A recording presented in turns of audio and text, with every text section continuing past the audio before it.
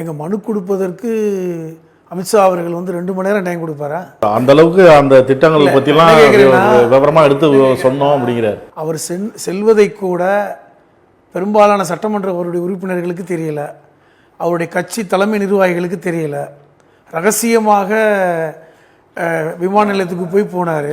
CV Shanmugam இருக்காரு, இருக்காரு, KP Munusamy இருக்கிறாரு, தம்பிதுரை இருக்காரு. இல்லை, 5 அல்லது 6 பேர் தான் இருந்தாங்க. ரகசியமாக போனாங்க. அவங்க முதல்ல பார்த்தீங்கன்னா எடப்பாடி போயிட்டார், பின்னாடி இவங்க 2 முனுசாமி போன்றவர்கள் பின்னாடி ஓடினாங்க. டெல்லியில் இறங்கும் பொழுதே எதற்கு வந்திருக்கேன்னு பத்திரிகையாளர் கேட்கும்போது, நான் எங்களுடைய கட்டிடத்தை பார்க்க வந்தோம், கட்சியோட கட்டிடத்தை பார்க்க வந்தோம்னு சொன்னாங்க. ஆனால் அந்த இரவே போய் சந்திக்க வேண்டிய அவசியம் என்ன, மறைக்க வேண்டிய அவசியம் என்ன? ஆனால் ஒன்று தெரிந்து கொள்ளுங்கள், எடப்பாடி அவர்கள் டெல்லி பாஜகவால் அழைக்கப்படவில்லை, இழுத்து வரப்பட்டிருக்கிறாருன்னு சொல்கிறாங்க. அந்த அளவுக்கு நிர்பந்தம் பட்டு அங்கே சென்றிருக்கிறார். அவருக்கு அந்த மாதிரியான ஒரு நிர்பந்தங்க.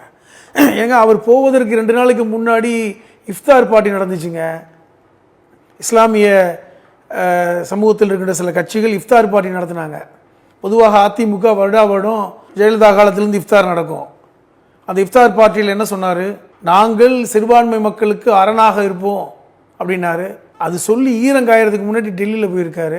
இல்லைங்க, அவர் ஒரு மத்திய உள்துறை அமைச்சராக இருக்கிறாரு, இவர் ஒரு எதிர்கட்சி தலைவர், அந்த அடிப்படையில் சந்திக்கிறாரு. அவர் போய் சந்தித்து வந்ததுக்கப்புறம் அமித்ஷா அவர்களுடைய ட்வீட் என்ன சொல்லிச்சு, அவருடைய கட்சி நிலைப்பாடுன்னு எடப்பாடி பழனிசாமி சொல்லிட்டேன். எல்லாமே உங்களுக்கு கட்சி நிலைப்பாடு, ஒரு கோயின்சிடென்ட்டாக நடந்தது, எதேர்ச்சியாக நடந்தது.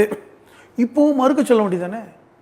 பாஜகவோடு என்றும் கூட்டணி இல்லை என்று ஒரு ஸ்டேட்மெண்ட் கொடுத்தா வேலை முடிஞ்சிடும்.